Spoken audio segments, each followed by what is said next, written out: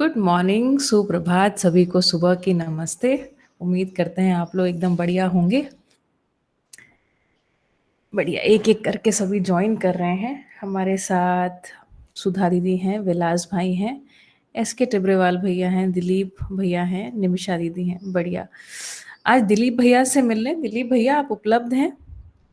यदि आप उपलब्ध हैं तो आइए, आपके बारे में थोड़ा सा सभी को बताइए। आप अपने आप को अनम्यूट कर सकते हैं।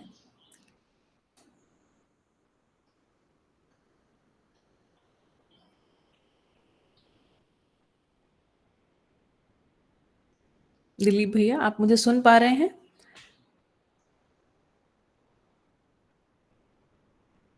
मुझे लगता है शायद दिलीप भाई व्यस्त हैं, तो हम लोग विलास भाई से भी मिल सकते हैं, है ना? विलास भैया, आप उपलब्ध हैं? हाँ दीदी। अरे वाह! बढ़िया। आइए भैया, स्वागत है। Thank you. तो थोड़ा सा मुझे इंट्रोडक्शन ही देना है प्रोबेबली। जी जी, कहाँ से जुड़ते हैं, कब से विद्या से परिचय है? अच्छा। मैं अपना परिचय थोड़ा ब्रीफ में रखता हूँ कि मैं 2017 से जुड़ा था। और जी। मैं जुड़ा था यूनिवर्सल ह्यूमन वैल्यूज जो प्रोग्राम चलता है एआईसीटी का, अच्छा अच्छा उसके अच्छा। थ्रू। हाँ हाँ। जो कि मैं एक फैकल्टी हूँ एमएनआईटी भोपाल में इंजीनियरिंग की। अच्छा। और उसके थ्रू मुझे जोड़ना हुआ 2017 से। और उसके बाद एक मॉर्निंग सेशन और चलता है इनका 5:30 से 7:30 का। जी।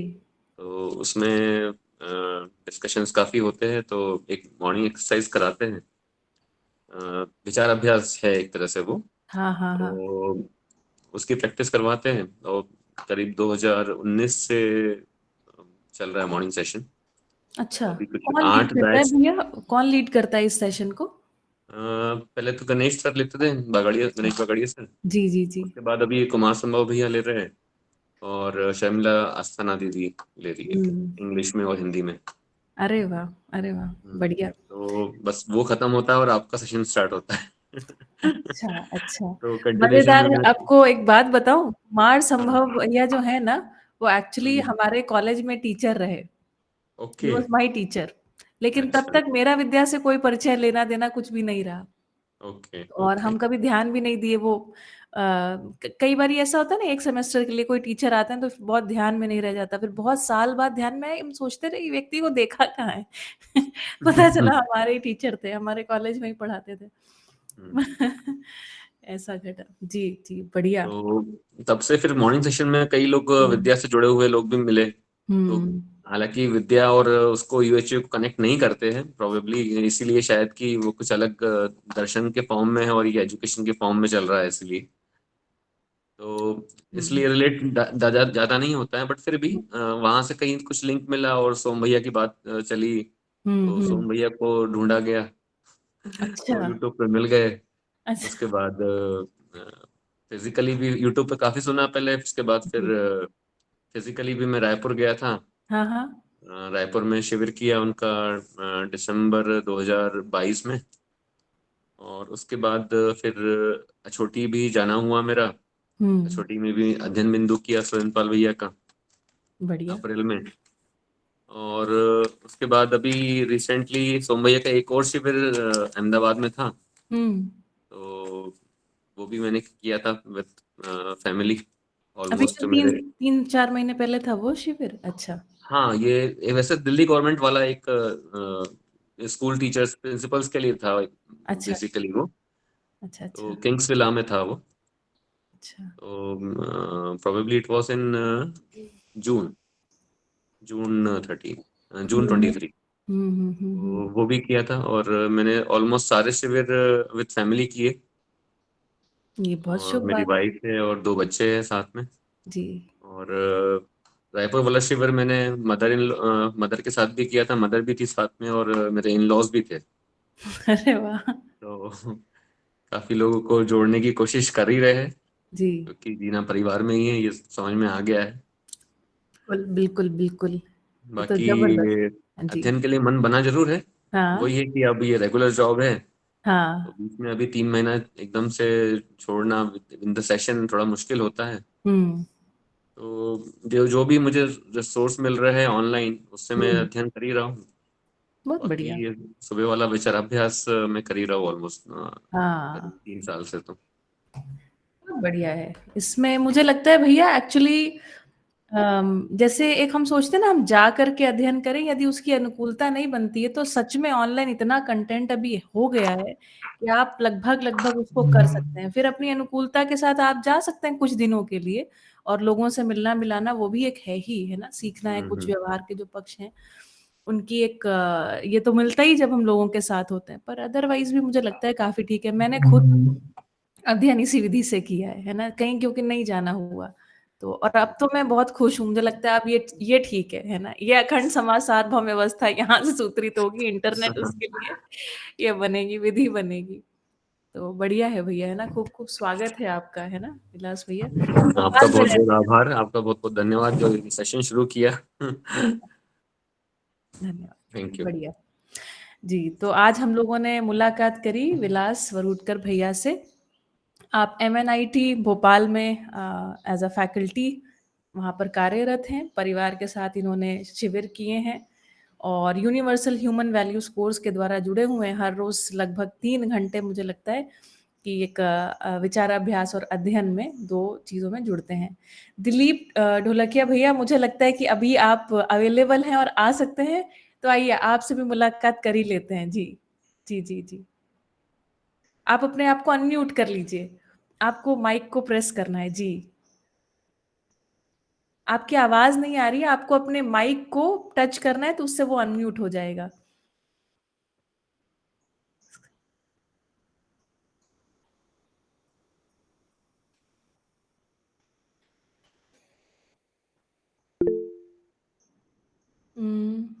अभी आपका हैंड रेज हुआ, अनम्यूट कीजिए। जी,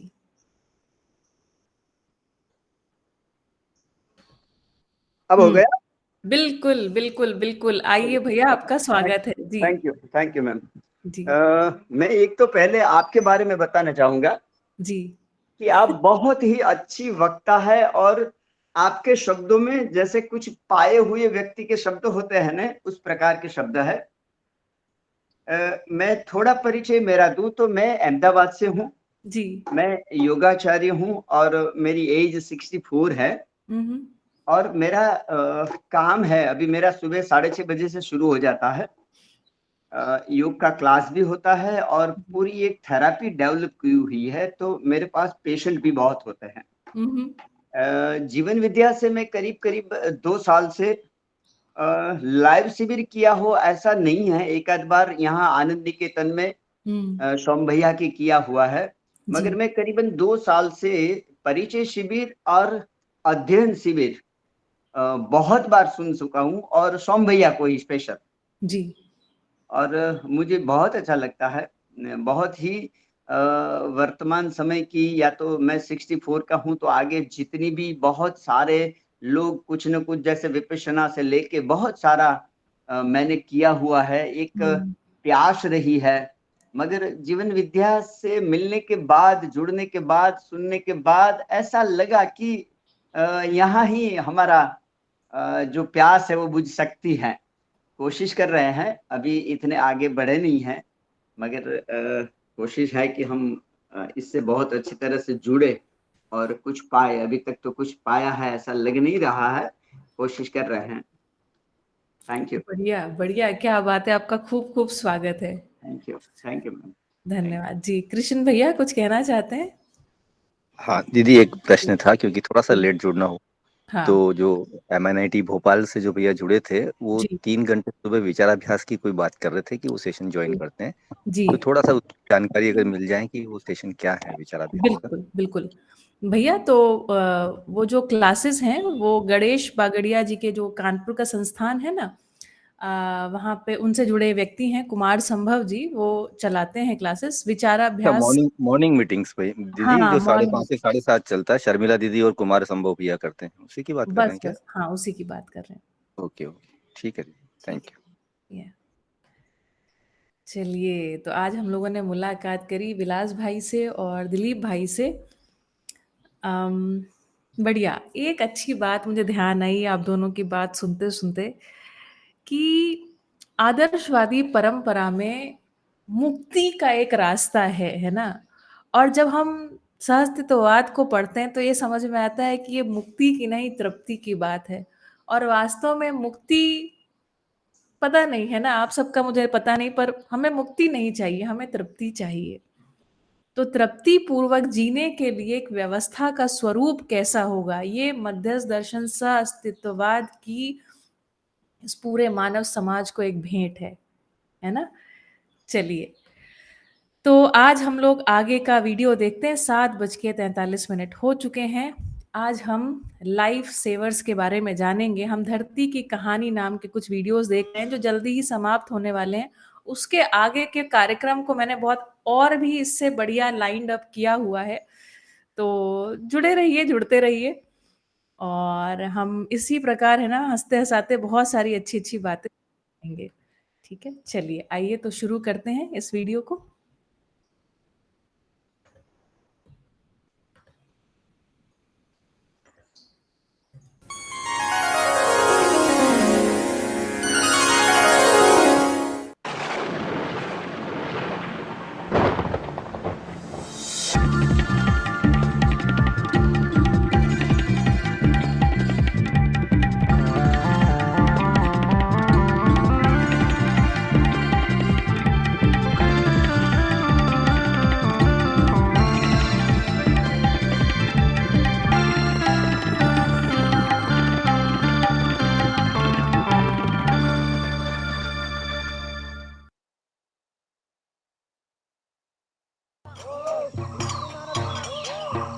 सोलिगा आदिवासी अपने को जंगल की संतान मानते हैं। इनका जीवन जंगल की ताल पर चलता है। इनके आराध्य हवा, पानी, मिट्टी, पेड़, अग्नि, प्रकृति के मूल तत्व। कना ಏಳುಮಲೆಯ ದೇವರಯ್ಯ ಏಳುಮಲೆಯ रैया। चंपक का विशाल सदाबहार पेड़ इनका इष्ट देव। आह्वान रक्षा का, रक्षा अपनी और जंगल में रचे बसे संपूर्ण जीव जगत की।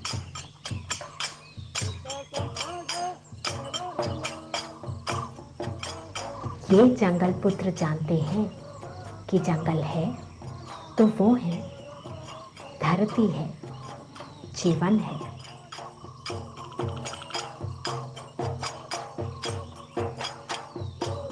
जंगलों के प्रति कुछ ऐसी ही श्रद्धा मानवता की जड़ों में है। लेकिन जंगल क्या है? क्या बहुत से पेड़, हरियाली का समुंदर, या फिर विविध जंगली जानवरों, कीड़े मकोड़ों, अजब पौधों का घर?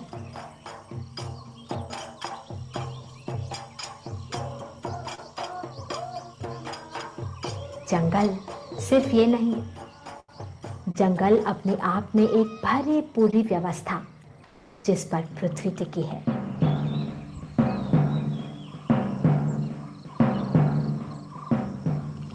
प्रयोगशालाएं हैं ये जिन पर पृथ्वी का कल, आज और कल निर्भर। जंगल में एक विशाल पेड़ धराशायी, खुद निर्जीव, लेकिन उस पर जीवन ही जीवन। सूखती छाल के नीचे कीट खा रहे हैं सड़ती लकड़ी। इन्हीं की तलाश में आ पहुंचे हैं लाल चींटे। पनप गए हैं तरह तरह के फफूंद। मौसम की बदलती ताल पर सब अपना अपना काम करने आ पहुंचे हैं।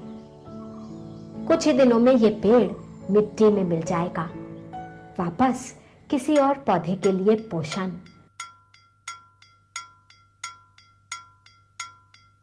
जंगल की अद्भुत व्यवस्था का आधार मिट्टी। पेड़ों की जड़ें मिट्टी में अपने लिए रास्ता बनाती हैं। पड़ती हैं दरारें, कंकड़ पत्थर टूटते हैं। हवा और पानी का आना जाना शुरू। लेकिन मिट्टी कंकड़ पत्थरों का निर्जीव मिश्रण नहीं, एक जीती जागती व्यवस्था।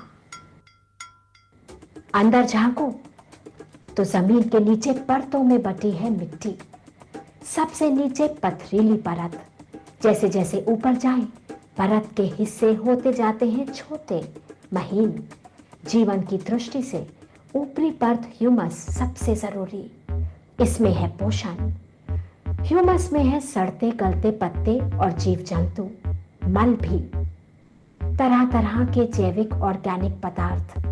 इसी में होता है विघटन का जरूरी काम। यहां बसती है विविधता, हर एक का अपना काम, अपना महत्व। बहुत से नजर आते हैं, लेकिन उससे कहीं ज्यादा अदृश्य। करोड़ों सूक्ष्म जीवी बैक्टीरिया चीजों को सड़ाकर मिट्टी को उपजाऊ बनाते हैं। कुछ वायुमंडल से नाइट्रोजन को मिट्टी में मिलाते हैं, तो कुछ करते हैं लकड़ी के लिग्निन को हजम। इस तालमेल से जटिल कॉम्प्लेक्स कंपाउंड्स एक बार फिर बन जाते हैं पोषण, खनिज और लवण। वो सारी चीजें जो मिट्टी से शुरू होकर जीवन चला रही थी, वापस मिट्टी में एक बार फिर जीवन का आधार बनने। जंगल तो मानो मिट्टी बनाने की फैक्ट्री, रफ्तार बहुत धीमी। 1 इंच मोटी परत बनने में कई 100 वर्ष लग सकते हैं।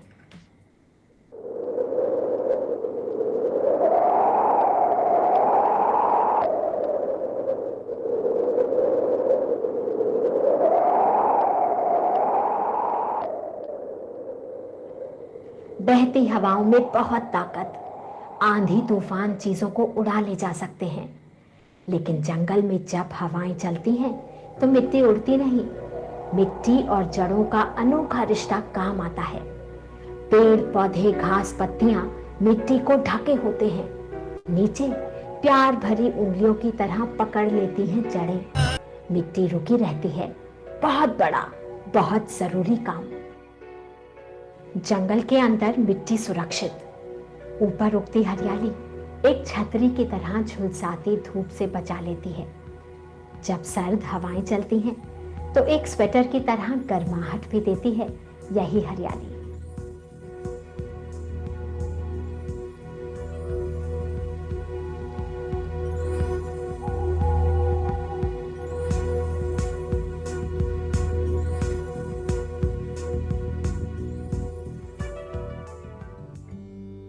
हिमाचल प्रदेश, हिमालय की तीखी चोटियां, यहाँ वर्ष के बहुत से महीने बर्फीले, पर यहाँ की विषम परिस्थितियों में भी जंगल।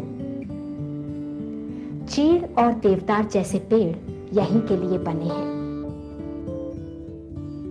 इनकी जड़ें कठोर चट्टानों के बीच रास्ता ढूंढ लेती हैं, अपने लिए नमी और खनिज खींच लेती हैं। और जब बर्फ पिघलती है या होती है बरसात, तो ये जंगल करते हैं एक बड़ा काम।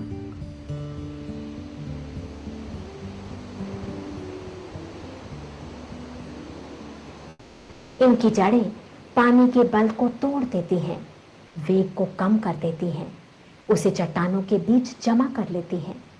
संतुलन बना रहता है। ये हरियाली ना हो तो आए बाढ़ और फिर पड़े सूखा। जड़ें करती हैं एक और बड़ा काम, वो पथरीली चट्टानों को पकड़ के रखती हैं ताकि वो खिसके नहीं, लैंडस्लाइड्स ना हो। चट्टानों का खिसकना, बाढ़, सूखा, सब प्राकृतिक विपदाएं, सबको रोकते हैं जंगल, सबसे बचाते हैं जंगल।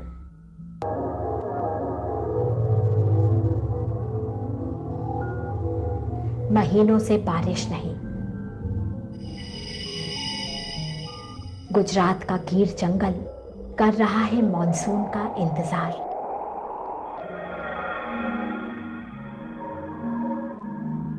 पेड़ पौधे मिट्टी सभी जीवन प्यासा, बारिश की राह तकता। जीवन थम गया है, खाना कम, पानी कम, हर प्राणी ठंडक की तलाश में।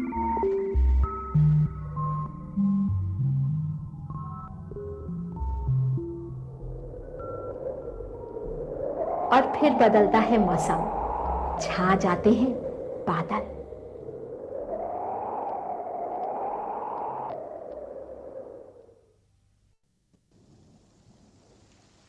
ऊंचे पेड़ बूंदों को एक छतरी की तरह ऊपर ही रोक लेते हैं। पानी एक साथ नहीं बरसता, धीरे धीरे टपकता है, रिसता है पत्तों के सिरों से, तनों के सहारे। जंगल की जमीन एक स्पंज की तरह इस पानी को सोख लेती है, बूंद बूंद अपने अंदर।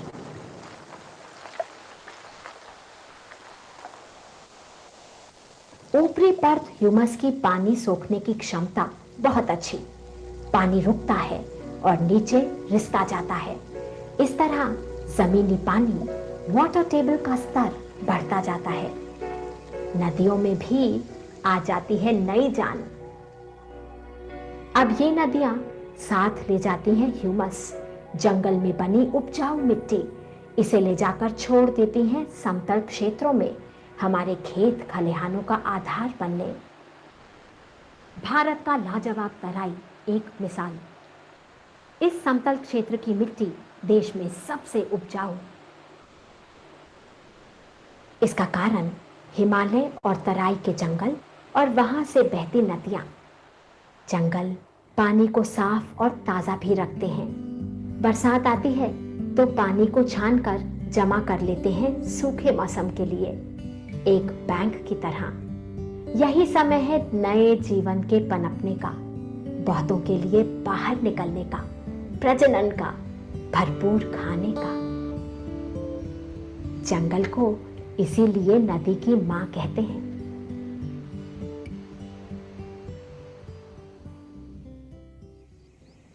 जंगल का आधार पेड़, और पेड़ अपने आप में बढ़िया टेक्नोलॉजी की मिसाल। खींच लेते हैं जमीन के गर्भ से पानी, ताकतवर पंप की तरह। पानी सिर्फ अपने लिए नहीं, ये करते हैं प्रकृति को संतुलित। गर्म खुश्क मौसम में पेड़ों की पत्तियों से नमी वायुमंडल में लौटती रहती है। हर पेड़ कई कई लीटर नमी हर दिन हवा में छोड़ सकता है। कुछ बड़े पेड़ तो 50 से 150 लीटर तक एक दिन में वायुमंडल को लौटा देते हैं। ये पानी पृथ्वी के निरंतर चलते जल चक्र का हिस्सा।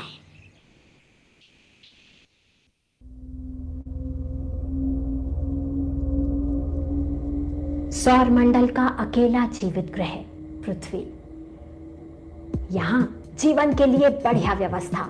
इसके चारों मंडल, थल मंडल, जीव मंडल, जल मंडल, वायुमंडल, अलग अलग लेकिन सब जुड़े, एक दूसरे पर निर्भर, और इनको जोड़ने वाली एक महत्वपूर्ण कड़ी जंगल। पृथ्वी की महत्वपूर्ण कार्बन साइकिल में जंगल निभाते हैं एक अहम भूमिका।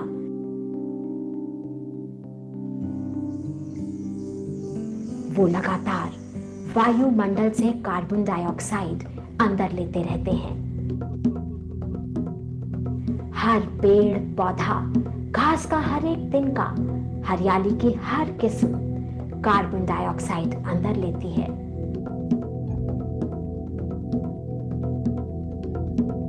ये कार्बन डाइऑक्साइड काम आती है फोटोसिंथेसिस, प्रकाश संश्लेषण में। हर पत्ती में कार्बन डाइऑक्साइड और पानी साथ मिलते हैं, सूरज की ऊर्जा में बनते हैं कार्बोहाइड्रेट्स। पूरे जीव जगत के लिए खाना, ऊर्जा हर पेड़ में जमा होती है अपने खुश्क वजन की, ड्राई वेट की करीब आधी कार्बन। इस तरह बन जाते हैं जंगल कार्बन सिंक्स, कार्बन के गोदाम। जंगल की मिट्टी में भी कार्बन जमा रहता है। इसमें बसने वाले हर पेड़ पौधे प्राणी के अंदर भी कार्बन। इसी को कहते हैं कार्बन सेक्वेस्ट्रेशन। यही बनाकर रखता है वायुमंडल को संतुलित। और ये जरूरी है पृथ्वी के सही तापमान के लिए, जीवन के बने रहने के लिए।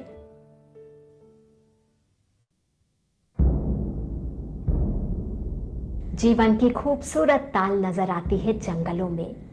जंगल वातावरण से कार्बन डाइऑक्साइड लेते हैं और ऑक्सीजन छोड़ते रहते हैं लगातार। इसी ऑक्सीजन में सांस लेते हैं ना सिर्फ जंगल में रहने वाले छोटे बड़े प्राणी, बल्कि हम सब भी, फिर चाहे हम पृथ्वी पर कहीं भी क्यों ना हो। पत्थरों पर, चट्टानों पर, पेड़ की छाल पर कठिन से कठिन परिस्थितियों में उगते हैं लाइकन, पत्थर के फूल। ये आदिवासी इन्हीं की तलाश में। लाइकन उनके लिए पोषण भी और आमदनी का साधन भी। लाइकन फफूंद और शैवाल के बीच साझेदारी। फफूंद शैवाल को सुरक्षा देता है, शैवाल बनाता है खाना, एक एसोसिएशन। ये लाइकन उग रहे हैं पेड़ के तने के ऊपर, लेकिन ये परजीवी नहीं, पैरासाइट्स नहीं। ये अपना खाना खुद बनाते हैं और अपने आप में एक विशिष्ट जीवन प्रणाली है।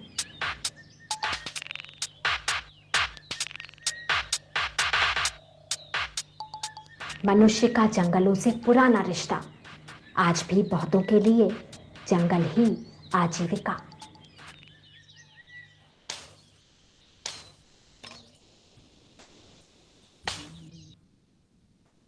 कुछ को जंगलों से मिलती है ईंधन के लिए लकड़ी, तो कुछ को शहद, फल फूल, पत्ते।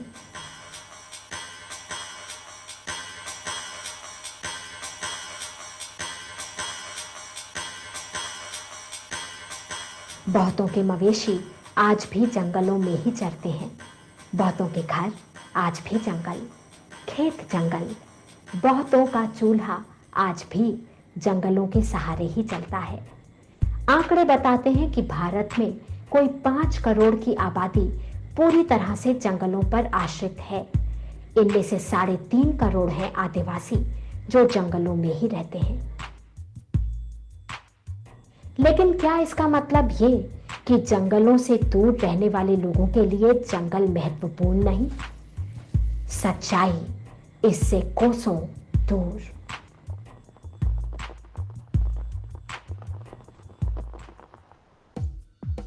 जिंदगी की इस लड़ाई में बच्चों के साथ जंगल, पेनिसिलिन, स्ट्रेप्टोमाइसिन जैसे एंटीबायोटिक, एस्पिरिन जैसे दर्द निवारक, अनगिनत दवाओं की खोज जंगलों से ही हुई है। दवाएं जो बन जाती हैं जीवन मृत्यु का अंतर।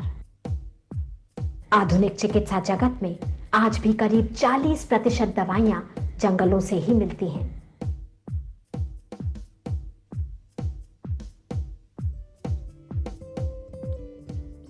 भारत का प्राचीन चिकित्सा विज्ञान आयुर्वेद जन्मा जंगल में ही। तुलसी, नीम, ब्राह्मी, आंवला, ये सब तो है ही, साथ में असंख्य पेड़ पौधे, कंद मूल, इस स्वास्थ्य प्रणाली की रीढ़। आयुर्वेद टिका है पौधों पर, जो जन्मे और पनपे हैं जंगलों में। ज्ञान जो मिला है प्रकृति की अनोखी प्रयोगशालाओं के अध्ययन से। परजीवी जंगली पौधा पर्पल विच, इसका प्रयोग ट्यूमर की रोकथाम में। धतूरा दर्द निवारक, साथ में दमा का इलाज। यूफोर्बिया, इसका दूध कील मुहासों के लिए। जंगली हल्दी पीलिया, जॉन्डिस के मरीज के लिए फायदेमंद। हम पृथ्वी पर कहीं भी क्यों ना हो, हमारे स्वास्थ्य का गहरा रिश्ता जंगलों से।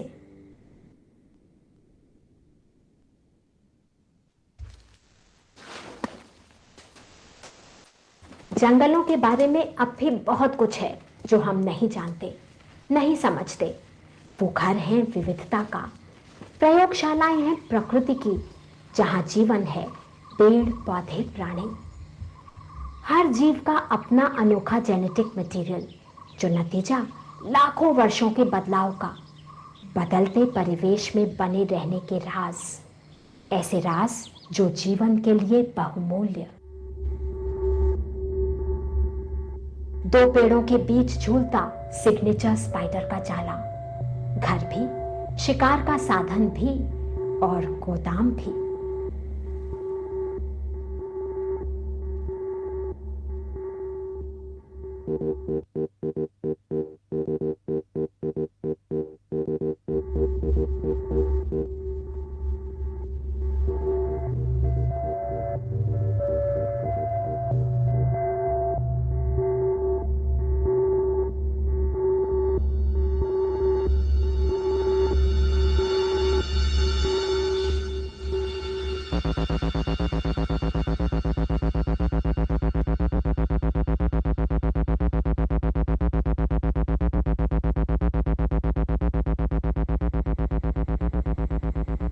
रेशमी धागे में बांध लिया है मकड़ी ने, भूख लगने पर बाद में खाने के लिए। छोटी सी मकड़ी, पर इसके शरीर से निकलने वाले जाले का हर तार अपने जितने महीन स्टील के धागे से भी ज्यादा मजबूत। मटेरियल साइंटिस्ट्स कर रहे हैं शोध। बहुत कुछ है जो मकड़ी से सीखा जा सकता है।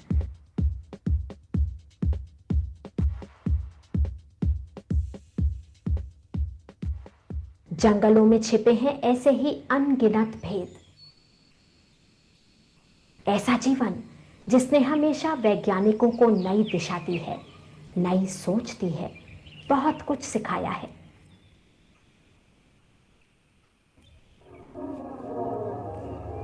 सांप के जहर में शायद छिपा है कैंसर और अल्जाइमर जैसे रोगों का इलाज। पत्थर के फूल लाइकेन पर भी चल रही है रिसर्च। क्या इसमें है human immuno deficiency virus, HIV पर रोक लगाने की ताकत?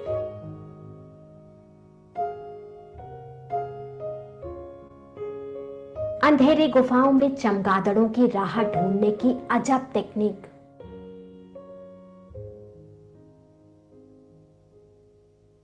तितलियों के पांव से खाना चख लेने की अद्भुत संवेदना।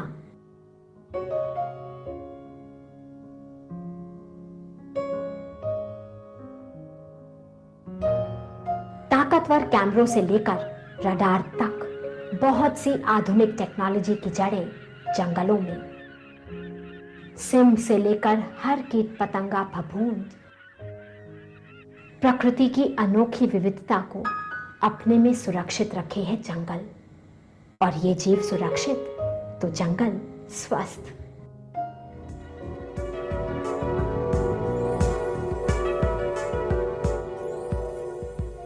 लेकिन क्या है इन जंगलों का हाल?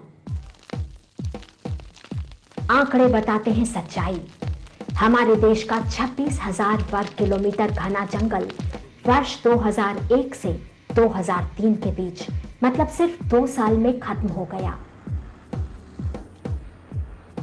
आज हमारे देश में सिर्फ 20.5 हिस्सा जंगलों से ढका है। स्थिति गंभीर।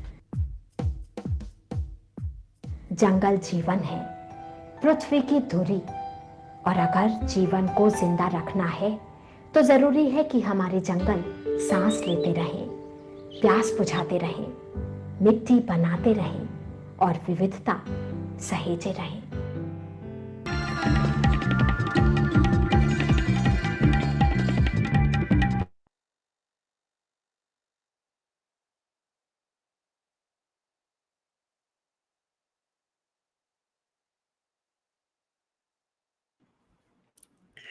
बढ़िया। तो उम्मीद करते हैं आपने खूब ध्यान से सुना होगा। मुझे लगता है आज एक छोटा सा टेस्ट हो जाए, देखते हैं आप में से कितने लोगों ने ध्यान से सुना। आज हमने जिन लोगों ने बाद में ज्वाइन किया उनके लिए थोड़ा कह देती हूँ। आज हम देख रहे थे लाइफ सेवर्स के बारे में, है ना, जो जीवन के इस धरती पर आने के लिए या मानव के इस धरती पर आने के लिए कितनी इकाइयां, है ना, तीनों हमारे से पिछली तीनों अवस्था की सभी इकाइयां लगातार काम में लगी हुई हैं। ठीक है, तो उसमें हम आज बात करते, खास जंगल की ही बात करिए आज, है ना। चलिए देखते हैं कि कितने लोग ध्यान से इस वीडियो को देख रहे थे। ये बताइए, एलोपैथ की लगभग कितने प्रतिशत दवाइयां जंगलों से आती हैं, ऐसा इस वीडियो में बताया गया।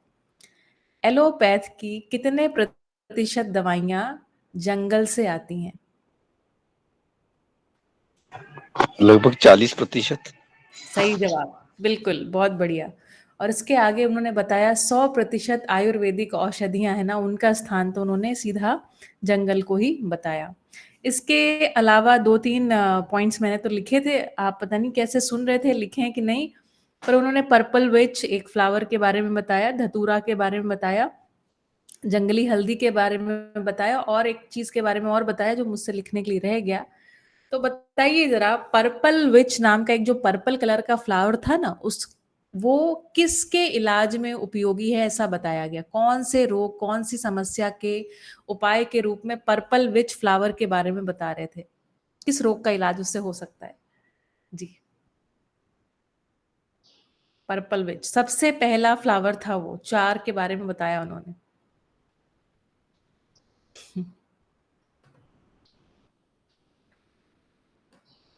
जी, किसी को ध्यान है, किसी को नहीं ध्यान है? तो खैर, पर्पल विच फ्लावर के बारे में बताया कि ये ट्यूमर के इलाज में उपयोगी है। दूसरा, धतूरा का इस्तेमाल किसके लिए होता है? ये तो हो सकता है वैसे भी आप लोगों को हो सकता है थोड़ा बहुत पता हो। धतूरा जो मिलता है जंगल में, उसका वो किस चीज के इलाज में उपयोगी हो सकता है?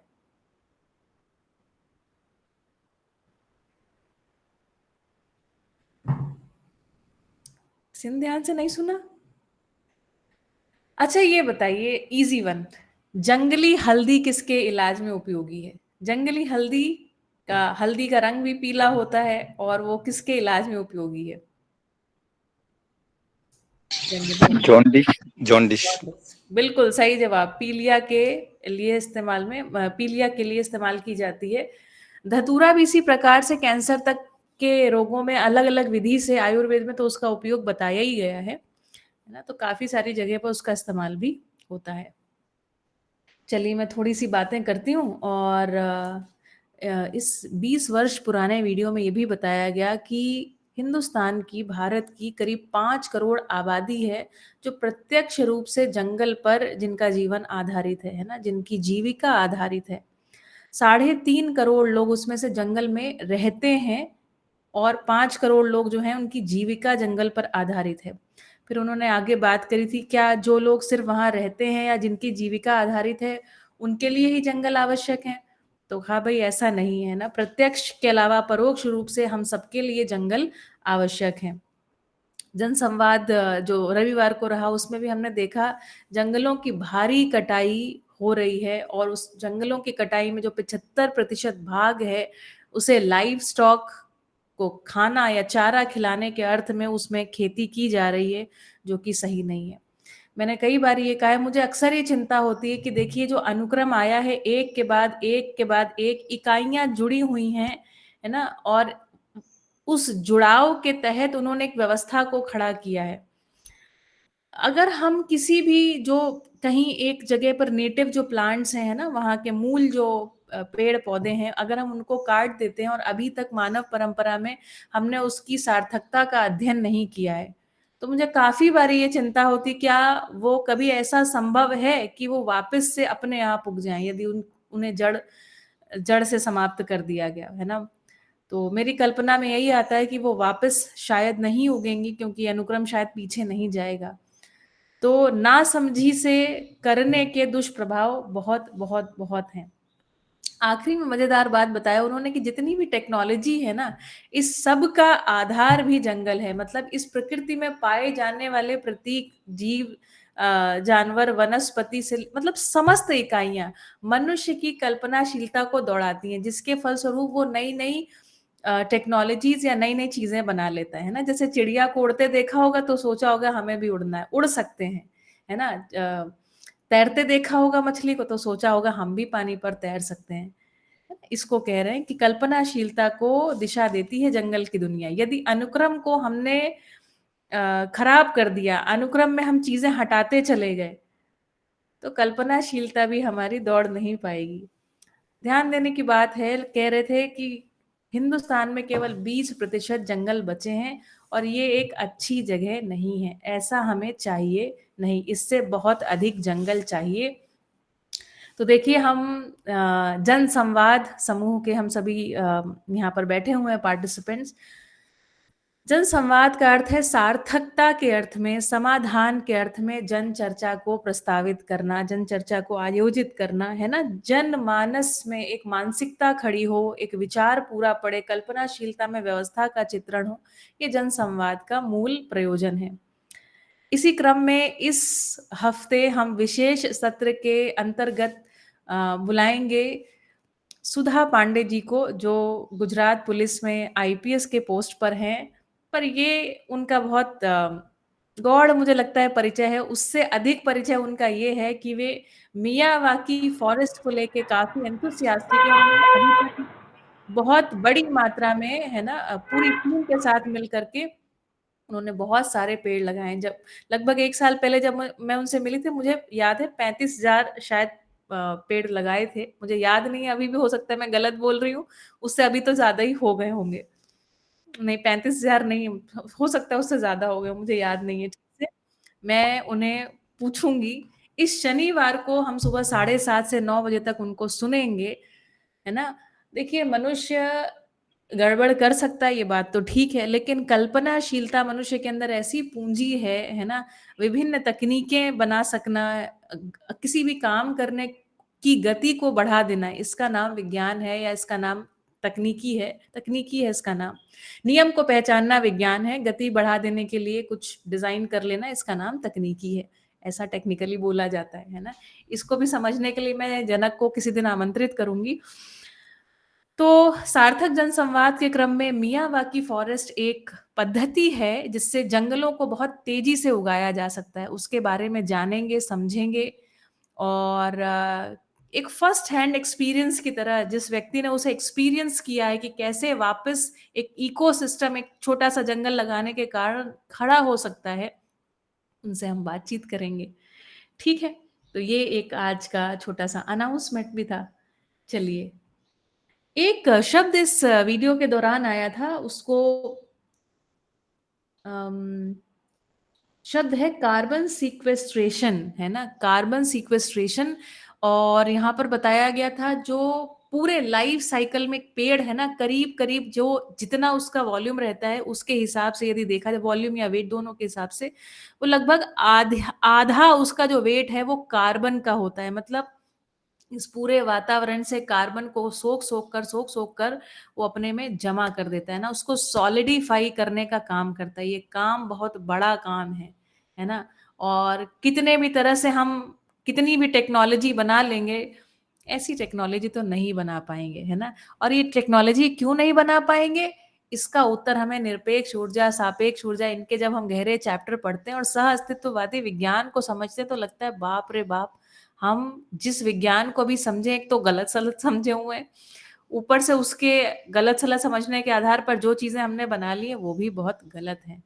ठीक है? तो समाधानात्मक भौतिकवाद और कैसा विज्ञान होगा, उस विज्ञान में सत्यता क्या है विज्ञान की, है ना? जैसे उदाहरण के लिए आपको बता दूं, क्यूरियोसिटी में ना रखा जाए, जैसे अभी हम साइंस में कहते हैं कि प्रकाश में गति होती है, हम जानते हैं ना, 3 × 10⁸ है ना, मीटर पर सेकेंड, ऐसा हम प्रकाश की गति को बताए हैं। जबकि बाबा जी बताते हैं कि प्रकाश में कोई गति नहीं है ना?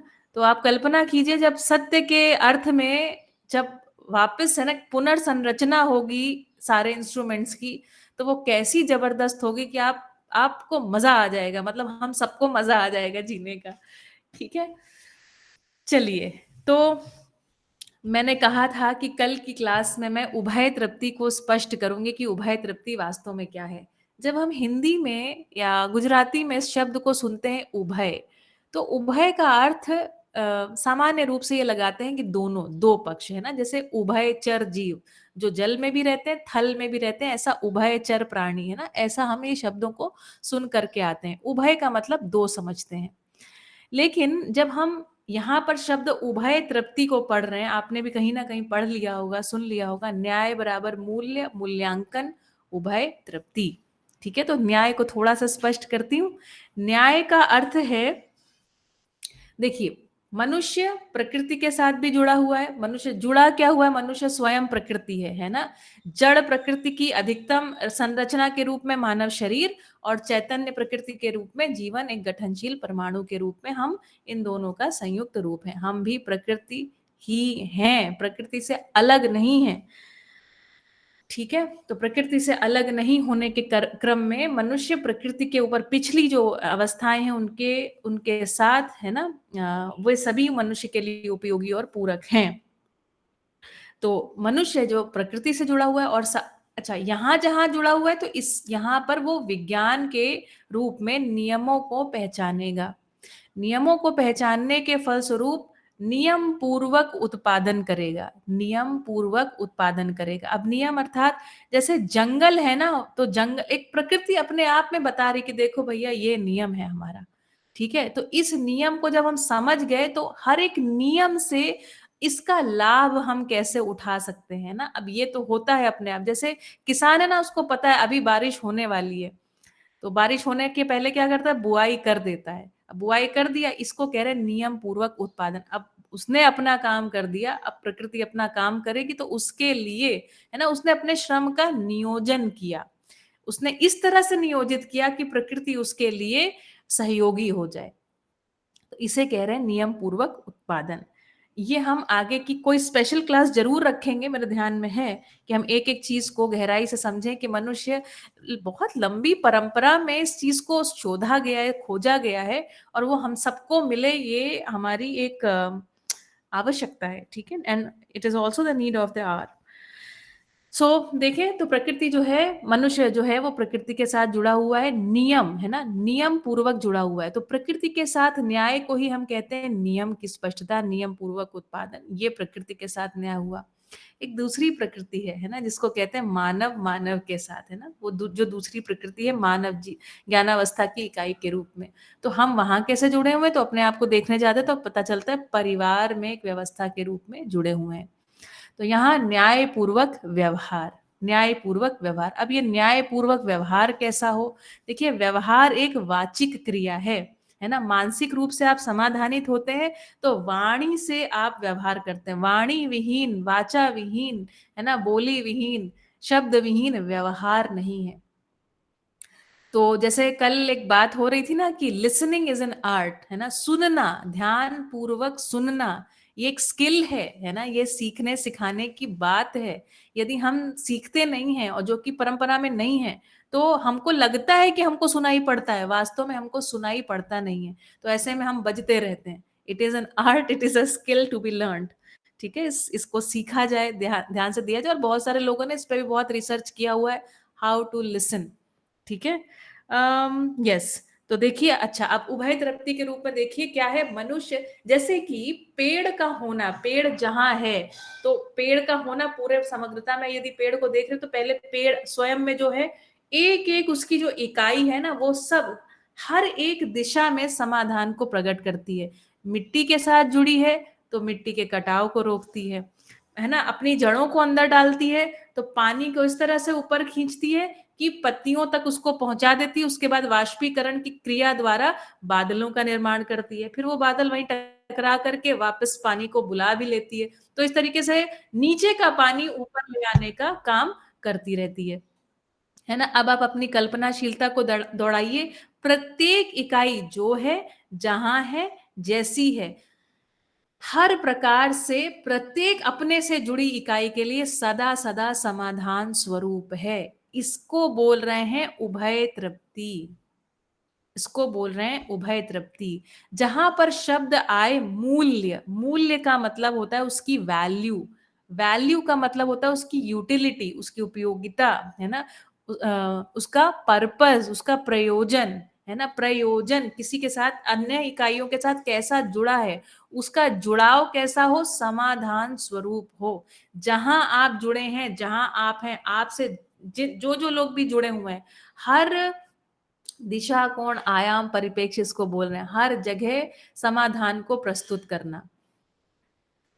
इस समाधान के अनेक नाम हैं, जैसे समृद्धि भी इस समाधान का ही एक दूसरा नाम है। वो एक दूसरे स्तर पर प्रकट होता है तो इसी का नाम समृद्धि हो जाता है, यही आगे स्तर पर प्रकट होता है तो इसी का नाम अभय हो जाता है, ठीक है।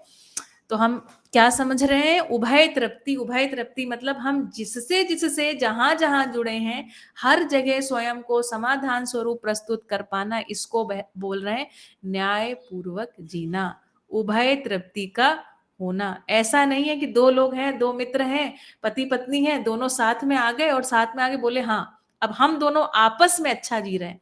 ये आपस में जीने की बात नहीं है, ये अखंड समाज सार्वभौम व्यवस्था में जीने की बात है। तो ऐसा होना और रहना कि मैं एक स्वयं में समाधानित होने के फलस्वरूप अखंड समाज सार्वभौम व्यवस्था में भागीदारी पूर्वक जीऊं। इस व्यवस्था का चित्रण धीरे धीरे आप में आएगा कि ऐसा कैसे हो सकता है ना। और प्रस्ताव के रूप में हमारे पास संविधान में लिखा ही हुआ है कि वो कैसे घटेगा। ठीक है, तो अभी मुझे लगता है कि आप समझ पा रहे होंगे कि क्या है ना। मूल्य का अर्थ है किसी भी वस्तु के, किसी भी वस्तु मतलब वास्तविकता, कोई भी रियलिटी जो है उसका अध्ययन है, जो नहीं है उसका अध्ययन नहीं है। ठीक है, तो सभी वास्तविकताएं, उनका प्रयोजन स्पष्ट हो जाना है ना, उनकी सार्थकता का स्पष्ट हो जाना, इसको बोल रहे हैं वैचारिक रूप से समाधान हो जाना। ऐसा समाधान होने के फल स्वरूप है ना, उसमें जीना सहज है ना। तो जीने के लिए बहुत परेशानी होगी, कैसे जिएंगे, समझ में आने के फलस्वरूप सही होना ही होता है। ठीक है, उम्मीद करते हैं ये बात आपको स्पष्ट हुई होगी। तो उभय तृप्ति का अर्थ है सभी दिशा कोण आयाम में समाधान को प्रस्तुत कर पाने की योग्यता। ठीक है, जहां जहां हमें लगता है कि भाई ये वाली जगह अभी हमको देखिए, भ्रम ही भय है, एक बड़ा सुंदर सूत्र है, भ्रम ही भय है। और कल मैंने कहा था ये आइडेंटिफाई कर लेना कि जब, जैसे बाबा जी ने कहा कि अमानवीय प्रवृत्तियों से मानवीय प्रवृत्तियों में शिफ्टिंग होना है, असंग्रह, द्वेष, अविद्या, अभिमान, है ना, भय, इनसे शिफ्ट होना है। मैंने असंग्रह बोल दिया क्या? संग्रह द्वेष, है ना, इससे शिफ्टिंग होनी है। असंग्रह, है ना, स्नेह, विद्या, सरलता, है ना, इनमें हमको शिफ्टिंग करनी है। तो आप अपनी कल्पनाशीलता को दौड़ाइए और देखिए कि क्या मैं आज की स्थिति में तैयार हूं। अगर मैं तैयार होने का प्रयास करता हूं, उस क्रम में आप देखिए आपके भीतर अपने आप ही कुछ भय जो हैं वो स्पष्ट हो जाएंगे। आपको लगेगा ये मुझे डाउट हो रहा है, ये कैसे होगा। ये जो सारे आपके भीतर इस ऐसा करने के इच्छा के फलस्वरूप जब आपके मन में प्रश्न खड़े होंगे तो आप उनके उत्तर के लिए दौड़ेंगे। ऐसा करने से आपके भीतर अपने आप अध्ययन के स्वरूप में गति बनेगी। और अच्छी बात है कि मेरे अपने व्यक्तिगत अनुभव की बात है कि जब हम जितना जितना हमको क्लैरिटी आती है उतना उतना हमको स्टेबिलिटी भी आती जाती है ना। तो स्पष्टता से स्थायित्व आता है, दर्शन के प्रति निष्ठा बढ़ती है ना। तो ये काम को भीतर में करते रहा जाए। ठीक है, चलिए आइए थोड़ा सा आगे और पढ़ते हैं। देखिए बाबा जी भी आगे बता ही रहे हैं, एक सेकेंड। ओके, चलिए। अब तक आपको इंगित हो गया होगा कि सह अस्तित्व ही परम सत्य है। ठीक, सह अस्तित्व में जीना ही हमारा परम धर्म है। सह अस्तित्व मतलब प्रत्येक इकाई के साथ हम सदा सदा जुड़े हुए हैं। ठीक है, सह अस्तित्व में जीना ही हमारा परम धर्म है।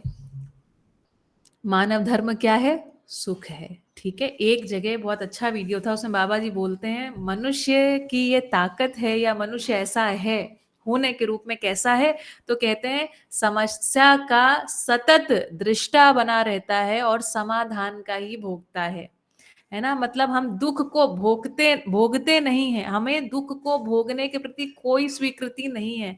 हम जैसे ही हमको दुख या समस्या दिखाई पड़ती तुरंत हम एक्टिव हो जाते हैं कि हमको इससे निपटना है ना। सही या अनुभव की रोशनी नहीं होने के कारण, समझ में ना आने के कारण कुछ गलत सलत करते हैं, पर करते तो हम रहते ही हैं।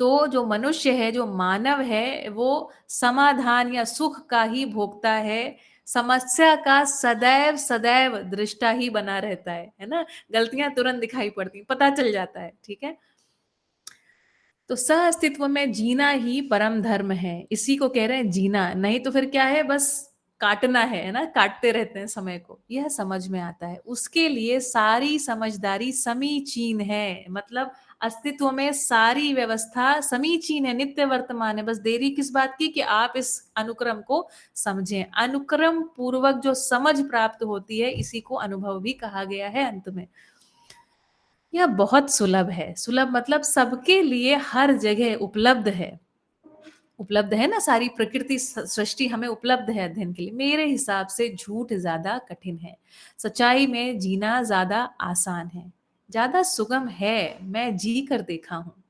पहले जब प्रश्नों से घिरा था, जीने में कितना दिक्कत होता था। जब समाधान मिल गया तब प्रश्नों से मुक्त हो गया और जीना सुगम हो गया। यह बात आपको भी ठीक लगती है तो हमारा विश्वास बढ़ेगा ही, है ना। विश्वास बढ़ेगा ही अर्थात मैंने कल समझाया था, जो व्यक्ति एक समाधानित जो अनुभवशील जो व्यक्ति है उससे आगे इस विश्वास को बढ़ते हुए हम महसूस करते हैं ना। उससे अगला व्यक्ति इस विधि से विश्वास बढ़ता ही है। इस बात को साथियों ने देख लिया है। आप भी चाहते हैं तो आप भी जांचिए मतलब अप्लाई करके देखिए। ये अप्लाइड फिजिक्स, अप्लाइड मैकेनिक्स, है ना, अप्लाइड जस्टिस, इसे करके देखिए। तो कह रहे हैं भैया जांचना शुरू कैसे होता है? जांचना तुलन से शुरू होता है ना। तुलन मतलब कल्पनाशीलता का नियोजन है। सबसे पहली घटना क्या है? इस कल्पनाशीलता को यहाँ नियोजित कीजिए। उसके फलस्वरूप जांचना तुलन से शुरू होता है, न्याय सम्मत व्यवहार से शुरू होता है। प्रकृति के साथ जो न्याय है उसका नाम नियम है। मनुष्य के साथ जो न्याय है उसे न्याय ही कह रहे हैं। न्याय सम्मत व्यवहार से शुरू होता है ना। स्पष्टता के फलस्वरूप आप न्याय कर पाने में सक्षम भी हो जाते हैं। क्या हम संबंधों को समझे हैं या संबंधों का हम निर्वाह करते हैं? संबंधों में निहित मूल्यों का मूल्यांकन कर पाते हैं? उभय तृप्ति की जगह आ पाते हैं या नहीं आ पाते हैं? ये जांचने का मुद्दा है। इस लाइन को अपने में आज सारा दिन विचार कीजिएगा, ठीक है, कि मैं कितना समझा हूं, वास्तव में मुझे मूल्य समझ में आता है क्या, है ना। यदि ये जांचना शुरू करते हैं तो प्रिय हित लाभ में निश्चयता मिलती नहीं। हमको जो प्रिय लगा आपको ठीक नहीं लगेगा, हमको जो हितकारी लगा आपको नहीं लगेगा। जितने लाभ से आप संतुष्ट हुए उतने से हम नहीं होंगे। इसी में सभी मानव फंसे हैं। इस तरह प्रिय में, हित में, लाभ में समानता का आधार नहीं हो सकता। इससे छूटने के लिए क्या किया जाए?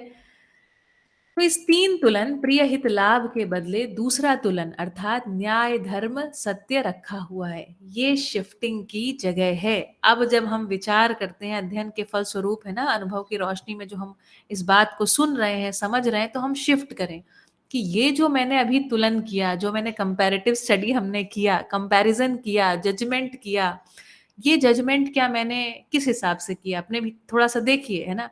अच्छा, प्रिय हित लाभ में भी चल रहा है, चलो इसको शिफ्ट करते हैं, न्याय धर्म सत्य में करते हैं। तो इकाई की परस्परता में मूल्यों की समझ के फल स्वरूप आप ये बड़ी आसानी से कर सकते हैं।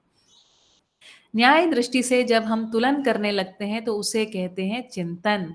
तो 4.5 क्रिया से ये थोड़ी सी शिफ्टिंग है। शिफ्टिंग क्या? एक प्रयास है ना। हम थोड़ा एक जंप मार रहे हैं। हम बार बार जमीन पे तो आएंगे, लेकिन एक समय आएगा कि हम, है ना, इस गुरुत्वाकर्षण को पार करके दूसरी जगह पहुंच जाएंगे। तो कह रहे हैं, उसको कह रहे हैं 10 क्रिया, है ना। तो प्रयास कीजिए। न्याय दृष्टि से जब हम तुलन करने लगते हैं तो उसे कहते हैं चिंतन। न्याय हमको संबंधों को व्यवस्था के अर्थ में पहचानने के बाद ही समझ में आता है। व्यवस्था अर्थात प्रयोजन के अर्थ में, है ना। संबंध, सम्यक अनुबंध, पूर्णता के अर्थ में अनुबंध, ठीक है। संबंध पहचानने में आ गया, फलस्वरूप मूल्य निर्वाह होने लगा। मूल्य निर्वाह होने लगा मतलब उपयोगिता, पूरकता हमारे में निर्वाह होने लगी। उसका फलवती स्वरूप है मूल्यांकन हुआ और उभय तृप्ति होने लगी। इसका नाम है न्याय। न्याय वही है जो दोनों पक्षों को संतुलित, हाँ जी बिल्कुल, न्याय वही है जो दोनों पक्षों को संतुलित रूप से स्पष्ट कर सके, है ना। यदि दोनों पक्ष संतुष्ट नहीं है तो न्याय नहीं है। इस संबंध में हमसे कोई पूछा, कोई अपराध या गलती करता है, उसका क्या किया जाए? सही बात है भाई। इसको मैं बोलती हूँ हमारा एक प्यूनिटिव माइंडसेट है। जिस परंपरा में हम जी रहे हैं, दंड को हमने स्वीकार किया हुआ है ना। जैसे मम्मी भी बचपन में मारती थी या टीचर मारते तो कहते थे बेटा तुम्हारे भले के लिए मार रहे हैं या डांट रहे हैं, है ना। तो एक लंबे समय तक मुझे स्वयं ही ये स्वीकार नहीं हुआ कि मतलब दंड के बिना कोई सुधार हो सकता है। अब होता है ना, अब होता है। तो हाँ, कहाँ थे हम? यस, इस संबंध में हमसे कोई पूछा, कोई अपराध या गलती करता है, उसका क्या किया जाए? अपराध या गलती कोई इसलिए करता है क्योंकि उसको हम समझदार बनाते नहीं। तो ये स्वयं में भी एक जिम्मेदारी लेने वाली बात है। आप अपराधी को लेकर क्यों चलते हो, सही आदमी को लेकर क्यों नहीं चलते हो? बहुत से आदमी ऐसे हैं जो कोई अपराध नहीं करते हैं, उनके साथ हमारा कोई समस्या नहीं है। परस्पर हम मूल्यांकन करते हैं और उभय तृप्ति पाते ही हैं। इसको कैसे भुलाया जाए? एक तो यह प्रमाण आपके सामने है, आपको इसकी जरूरत है कि नहीं? मैं समझता हूँ सभी लोग इसी की बाट देखते हैं, बाट अर्थात राह देखते हैं। मुझ में आप में इतना ही अंतर है कि मैं दर्दवश एक कदम आगे बढ़ गया। मुझको यह चीज हासिल हो गई, इसको मैं सत्यापित कर पाता हूँ। समझने के बाद आप भी यही सत्यापित करेंगे। इसमें इतना सुख है, इतना तृप्ति है। इस प्रकार सर्व मानव सत्यापित करने के योग्य हो जाएंगे समझदारी के बाद। ठीक है, देखिए ये जो बातें मैंने एक एक लाइन में कह दी, ये वास्तव में कम से कम एक एक लाइन पर एक एक घंटा चर्चा की आवश्यकता है ना। और एक स्वयं में भी झांकने की बात है कि क्योंकि जो परंपरा है, जो समाज है, जो परिवार है, जैसा अन्य वातावरण है, इस सब वातावरण के फलस्वरूप हमारी एक प्रोग्रामिंग हो गई। हम एक तरीके से रिस्पॉन्ड अथवा रिएक्ट करते रहते हैं। अब हमें शिफ्ट की जरूरत है ना, एक हमें शिफ्ट लेना है और एक कॉन्शियस रिस्पॉन्स की जरूरत है ना। एक सतर्कता पूर्वक हमें रिस्पॉन्ड करने की जरूरत है। कई बारी मैं भी हिंदी के शब्द ला नहीं पाती हूँ, तो रिस्पॉन्ड करने की आवश्यकता है। तो अब हम ये धीरे धीरे करें, है ना। एक स्लो डाउन की बात है, एक फाइट और फ्लाइट है ना। भाग जाने से, समस्या से भाग जाने से मतलब धूल के अंदर अपना सर डाल लेने से, अथवा लड़ने की, विरोध की जरूरत नहीं है ना। ये फ्लो की बात है ना। जब हम स्लो होते हैं तो थोड़ा फ्लो आता है, हम थोड़ा विचार पूर्वक चीजों को अभिव्यक्त कर पाते हैं। एक नए तरीके से रिस्पॉन्ड करने की बात है।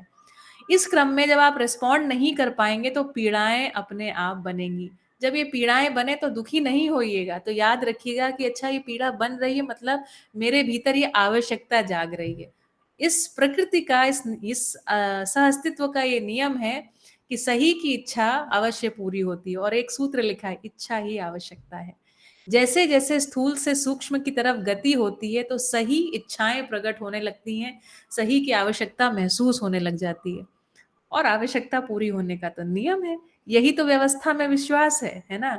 और सबकी पूरी होती है, हमारी भी पूरी होगी, है ना। तो ये स्वयं में विश्वास, व्यवस्था में विश्वास का दूसरा नाम है। ठीक है, तो इसी प्रकार आपके भीतर आवश्यकताएं बनती रहें, ऐसी मेरी शुभेच्छा, शुभकामना है, और उसके लिए ये प्रयास है। ठीक है, आप में से कोई भी एक आध लाइन में आज के सेशन से क्या सीखा, जाना, कौन सी बात पर ध्यान गया, समराइज कर दीजिए, तो फिर हम आज की क्लास को समाप्त करेंगे। जी, एक तो बाबा जी ने जो बोला है कि झूठ बोलना मुश्किल है, सत्य बोलना आसान है, और सच के साथ में जीवन और आसान हो जाता, सुगम हो जाता है। तो ये बात बहुत अपील की है, क्योंकि हम झूठ बोल के कई सारी समस्याओं को हमारे आसपास जड़ देते हैं, और हम खुद भी सुगमता में नहीं जी पाते, और दूसरों को भी सुगमता में जीने की स्थिति उत्पन्न नहीं कर पाते हैं। बिल्कुल, तो एक ये बात मुझे बहुत अच्छी लगी आज के इसमें।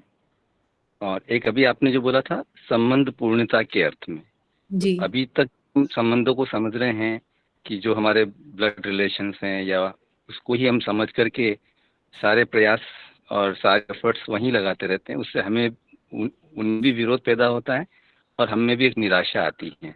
जबकि संबंध पूर्णता के अर्थ में है, और अभी लास्ट में आपने विश्वास पर बात की है, तो विश्वास के साथ और पूर्णता के अर्थ में जो समझने को तैयार है, उनके साथ में हमारा कार्यक्रम बन सकता है। बिल्कुल, शुरुआत वहां से हो सकती है भैया। एक समय पे वो जो परिवार वाले लोग हैं ना, उनके साथ भी आपको आ जाएगा, ऐसा नहीं कि आएगा नहीं, है ना। नहीं, वो कहीं, और ये हम वहाँ अगर अटक जाते हैं ना, तो और समझने में और थोड़ा गैप हो जाता है, और थोड़ा समय और ज्यादा लग जाता है, क्योंकि एक हमारी जो जल्दबाजी है, या हमारा जो एक प्रेशर है, वो विरोध का कारण हो जाता है।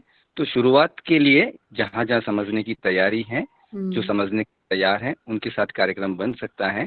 और वहाँ भी कर्तव्य दायित्व का निर्वाह करते हुए जब भी स्थिति बनती उसके अनुकूलता के साथ में अगर हम अपनी बात को रख पाते हैं और स्वयं न्याय के साथ जी पाते हैं, जिसके लिए आपने अभी उभय तृप्ति को आपने बहुत अच्छे से समझाया है, तो वो होने लगता है। और उभय तृप्ति को समझने के लिए आपने जो वीडियो चलाया है वो बहुत ही ब्यूटीफुल है, मतलब बहुत ही सटीक है कि कैसे कैसे मतलब एक पेड़ गिरता है और उसके बाद कैसे कैसे वापस वो मिट्टी बनता है, तो कितनी गजब की व्यवस्था है सब के अंदर। तो यहाँ हम पूरकता को देख पाते हैं, उपयोगिता को देख पाते हैं, और हमारी आपस में जो पूरकता है वो बहुत ही स्पष्ट हो जाती है। एकदम बहुत जबरदस्त, धन्यवाद कृष्ण भैया। ये सत्य और झूठ की जो बात है उस पर थोड़ा सा 30 सेकंड्स आपके साथ और शेयर कर देती हूँ। जब मैं विज्ञान पढ़ती थी तो खास तौर पे केमिस्ट्री में, है ना, तो केमिस्ट्री में परमाणु वगैरह के बारे में पढ़ाया जाता था, और कोई वो एक व्यक्ति होता था जो नियम बताता था कि ये नियम से चलेगा, और उसके बाद ही उसमें ना कुछ एक्सेप्शंस लिखे होते थे। तो हम हमेशा सोचते रहते थे कि यार ये कैसा नियम को पहचाना कि इस व्यक्ति के इसने जो पहचाना उसमें फिर एक्सेप्शंस आ गए। एक्सेप्शंस आने का मतलब ही है कि ये नियम को पहचान नहीं पाए। नियम को सही पहचानते ही कहीं पर भी आप अटकते नहीं हैं। जब तक आप अटक रहे हैं जीने में, ये इस बात का प्रमाण है कि नियम को ठीक से पहचाना नहीं है, विधि प्रक्रिया स्पष्ट नहीं है। ये उस बात से मुझे तब से ये ध्यान में हमेशा आता है, if there is any exception we have not reached the truth. ये एक चेक पॉइंट है, ठीक है। चलिए बढ़िया, इस चेक पॉइंट को हर जगह लगाते रहिए, है ना, और अधिक के लिए प्रयास करते रहिए। बहुत ही सुंदर तरीके से आपने चेक पॉइंट दिया, तो ये पूरे दिन भर हमेशा के लिए काम आएगा।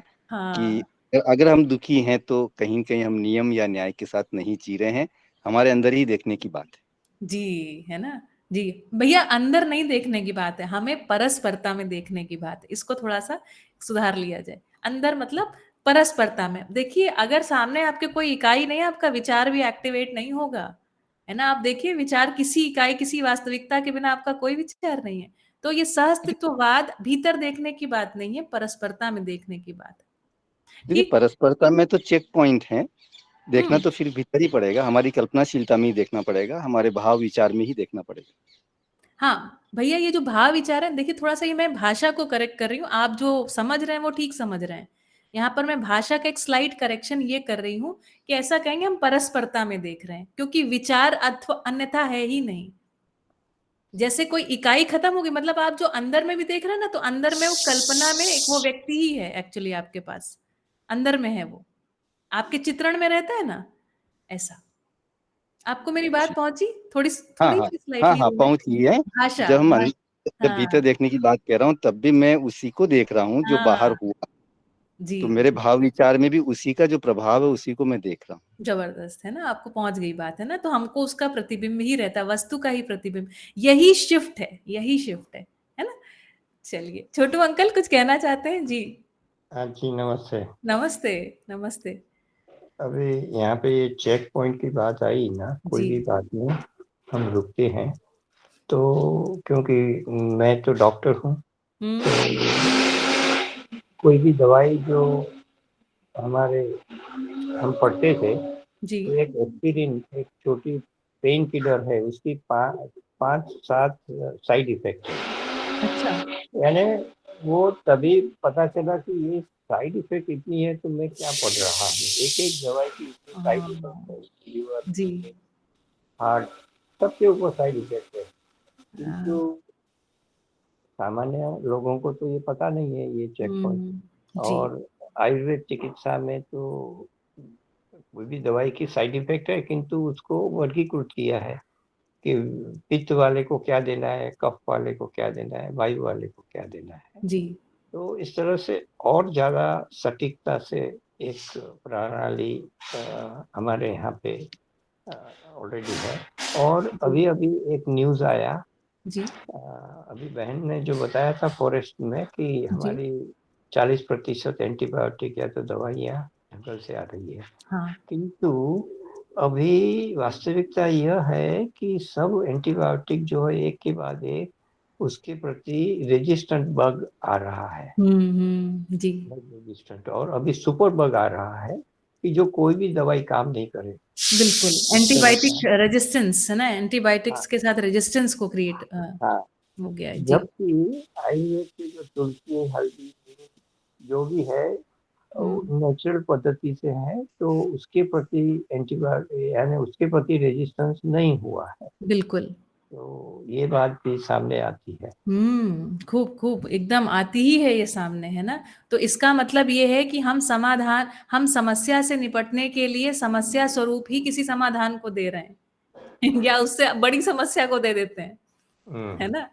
एक मैं आपको जोक सुनाती हूँ, चलिए, जो भी लोग बने हुए हैं उनके लिए बड़ा अच्छा जोक है। एक बार एक डॉक्टर के पास एक मरीज गया, कहता है कि डॉक्टर साहब जुकाम हो गया, उसकी दवा दे दीजिए। अब डॉक्टर जो हैं काफी समय पहले के रहोगे, अभी तो पता नहीं आ गई होंगी, तो कहते हैं बेटा देखो ऐसा है, जुकाम की तो कोई दवाई बनी नहीं है। मतलब वो डॉक्टर ने सोचा, सॉरी ये जो मैं बहुत समय बाद सुना रही हूँ, तो डॉक्टर ने कहा ठीक है अब ये कर लो, अब घर जाओ आप, है ना, खूब पानी में नहाओ जाके, ऐसा करो वैसा करो, ऐसा उन्होंने एक लंबी प्रक्रिया बताई। ऐसा जा करके उसने 2-3 दिन किया। इसके बाद क्या हो गया, उस व्यक्ति को निमोनिया हो गया। वो वापस डॉक्टर के पास गया, उसने कहा कि अब डॉक्टर साहब ये समस्याएं हो गई, निमोनिया आदि। तो कहते हैं हाँ अब आ जाओ, अब इसका इलाज करते हैं, क्योंकि जुकाम की तो कोई दवाई थी नहीं। ठीक है, उम्मीद करते हैं आप इस हास्यास्पद जोक को, है ना, समझ पाए होंगे कि ऐसा हमारा तंत्र है कि समस्याओं को पहले खड़ा कर लें, फिर हाँ इसका समाधान पता है, इस अर्थ में चलो कुछ कर लें। जी बहुत ही बढ़िया जोक के साथ आपने ध्यान दिलाया। जो समस्याएं हाँ। बन रही है ना, वो कहीं कहीं इसी जोक का ही इम्प्लीमेंटेशन है। बिल्कुल बिल्कुल बिल्कुल, ये हमारी स्थिति है इस समय की, कि हम एक बड़ी समस्या खड़ी कर लेते हैं, फिर कहते हैं लेट्स फाइट इट, है ना। हम इतना ज्यादा फाइट के लिए इसी को तो बोल रहे हैं जीव चेतना में जीना, है ना। We are wired to fight physically, है ना। ये जो फाइट है ना, ये फिजिकली ही स्वीकार होती है, अंदर में तो स्वीकार नहीं होती फाइट, है ना। चलिए इस विषय पर भी चर्चा करेंगे। आज के कार्यक्रम को यहीं समाप्त करते हैं। आपका दिन शुभ हो और मजे करिए। कल सुबह मिलते हैं ठीक 7:30 बजे। नमस्कार। बहुत बहुत आभार दीदी आपका। जी नमस्कार। नमस्कार। सभी का।